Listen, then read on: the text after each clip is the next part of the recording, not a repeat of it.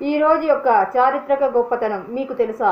కీర్తి చక్ర పురస్కారాన్ని అందుకున్న ఏకైక పౌరుడు, భారత జాతీయ భద్రతా సలహాదారుగా సేవలందిస్తున్న అజిత్ కుమార్ దోవల్ గారు 1945 జనవరి 20న జన్మించారు. చైల్డ్ మ్యారేజ్లను నిరోధించేందుకు షార్డా చట్టం తెచ్చిన రాజకీయ నాయకుడు హర్విలాస్ షార్డా గారు 1955 జనవరి 20న మరణించారు. 1957 జనవరి 20న ట్రాంబేలో భారతదేశం యొక్క మొదటి అణు రియాక్టర్ అప్సరా ప్రారంభించబడింది.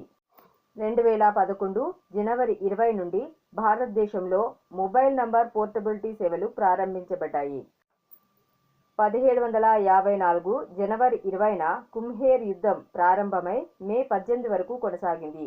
ఈ యుద్ధంలో భరత్పూర్ రాష్ట్రం మరాఠాలను ఓడించింది. 2018 జనవరి 20న భారతదేశం బ్లైండ్ క్రికెట్ వరల్డ్ కప్ను గెలుచుకుంది.